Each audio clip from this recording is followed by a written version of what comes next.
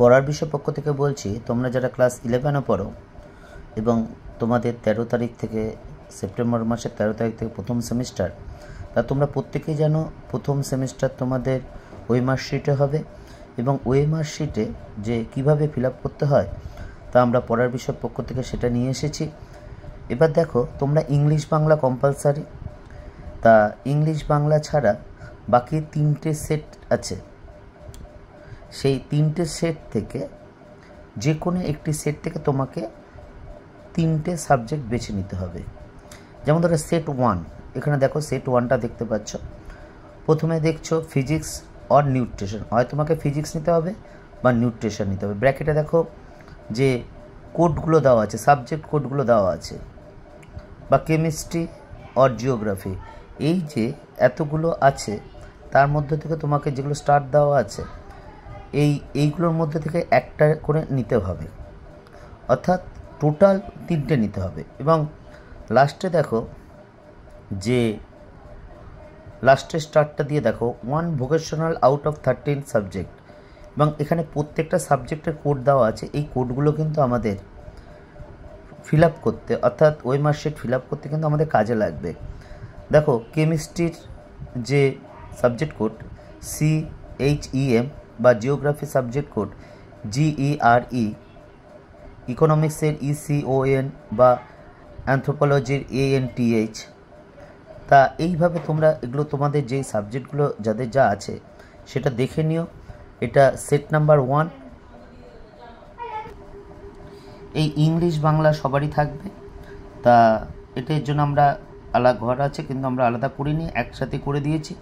এবার দেখো সেট 2টা দেখো, অর্থাৎ ইংলিশ বাংলা দুটো সাবজেক্ট হলো, বাকি 3টে সেটের থেকে, অর্থাৎ 3টে সেটের মধ্য থেকে যে কোনো একটি সেট থেকে 3টে সাবজেক্ট নিতে হবে।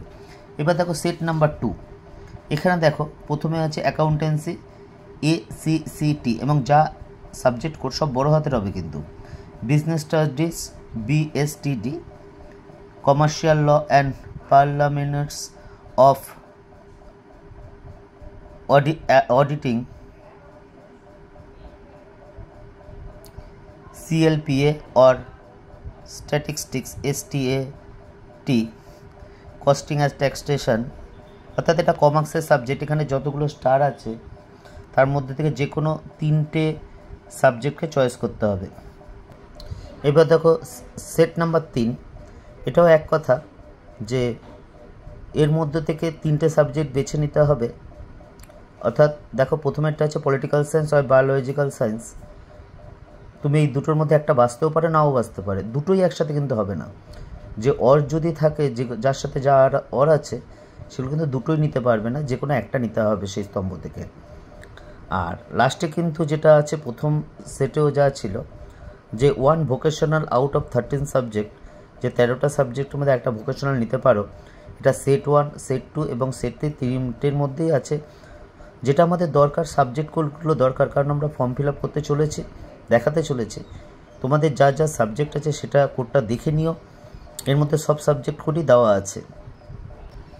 এই দেখো তোমাদের ওএমআর শিটটা এরকম দেখতে হবে, তোমরা হয়তো নিশ্চয়ই দেখেছো, উচ্চ মাধ্যমিক শিক্ষা সংসদ থেকে দিয়েছে। এবার ফিল আপ করবো কী করে? দেখো 1 নম্বরে আছে রেজিস্ট্রেশন নাম্বার।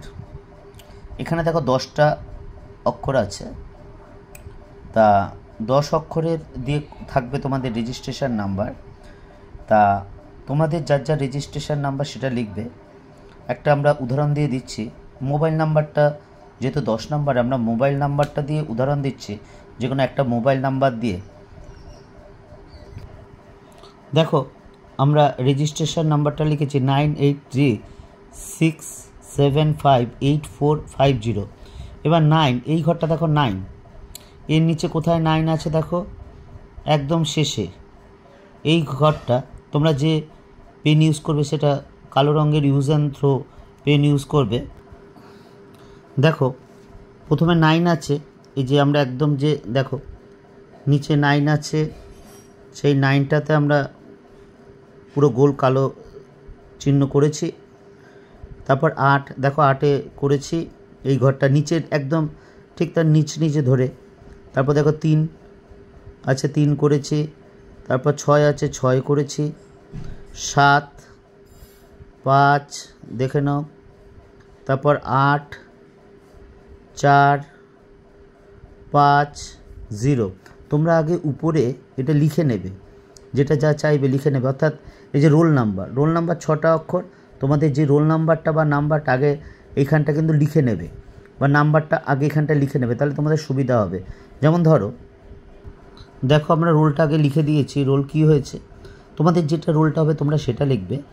ধরি রোল তোমাদের 5 6 3 4 2 1, তাহলে 5 কোথায় 5, দেখো এই যে 5, তাহলে এই 5টা তোমরা এইভাবে গোল করে তারপর ভরাট করে দেবে এরকমভাবে। তারপর 6 এইটা করে ভরাট করে দেবে।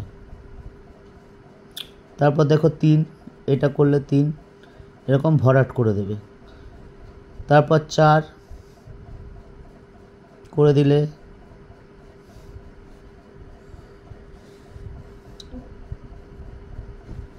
তারপর দেখো 2 এবং লাস্টে 1। অর্থাৎ এইভাবে হবে। দেখো 5 6 3 4 2 1। এবার ধরো তোমার নাম্বার হচ্ছে 3 6 5 1, তা 3 মানে এই ঘরটা হবে,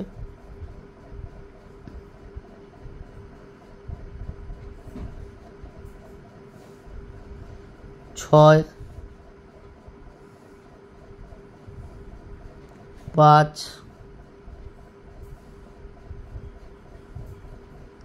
1। দেখো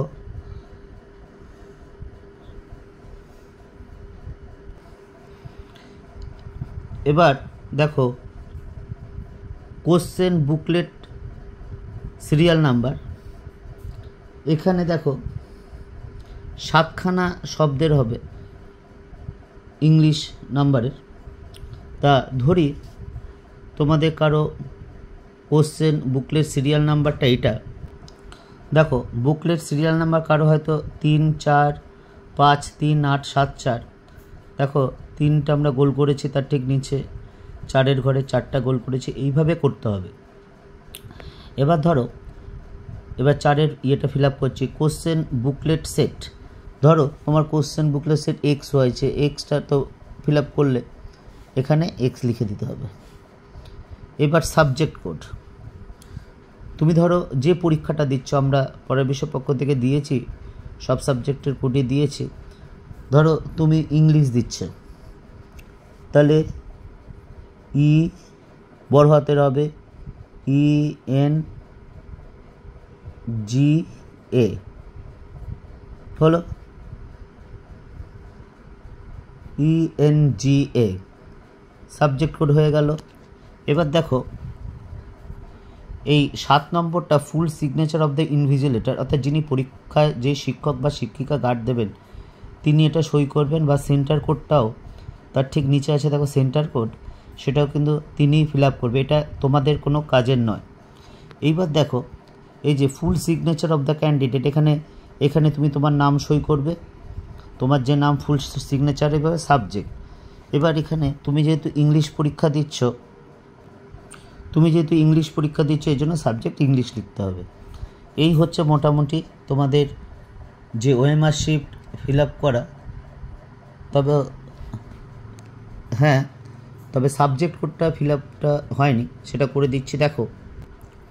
দেখো সাবজেক্ট কোডটা ENGA এইভাবে কিন্তু ফিল আপ করে দিতে হবে। একবার প্রথম থেকে দেখে নিই। দেখো প্রথমে আমরা রেজিস্ট্রেশন নাম্বারটা করেছি, এখানে আমরা মোটামুটি যে 10 ঘরে তোমাদের রেজিস্ট্রেশন নাম্বার হবে, আমরা একটা মোবাইল নাম্বার ধরে নিয়েছি, সেই মোবাইল নাম্বার ধরে কিন্তু এটা করা আছে। তা দেখো যেই ঘরে যেটা লিখেছে ঠিক তার নিচে ঘরে সেই সংখ্যাটা আমরা গোল চিহ্ন করেছি। রোল নাম্বারও তাই, 6টা অক্ষরে তোমাদের রোল হবে, সেই রোল লেখার আগে লিখে নেবে, তারপর সেই ঘরে সেটা গোল করে দেবে। নাম্বার 4 অক্ষরের হবে। বুকলেট কোশ্চেন নাম্বার দেখো, বা question booklet set, subject code 6টা full signature of the candidate, এখানে তোমাকে সই করতে হবে, বড় হাতে সই করবে। 9 সাবজেক্ট যে পরীক্ষা দিচ্ছ, আমরা ধরছি ইংলিশ দিচ্ছি, ইংলিশ লিখেছি, এবং 7, 8 কিন্তু তোমার কিছু করার নেই। এখানে যে শিক্ষক বা শিক্ষিকা মহাশয় গার্ড দেবেন তিনি এখানে সই করবেন বা সেন্টার কোডটা তিনিই লিখবেন, এইখানে তোমাদের করার কিছু নেই। তা পড়ার বিষয়ের পক্ষ থেকে এতটুকুই। যদি ভালো লাগে অবশ্যই চ্যানেলটি লাইক করে এবং সাবস্ক্রাইব করে এবং আমাদের পাশে থেকো।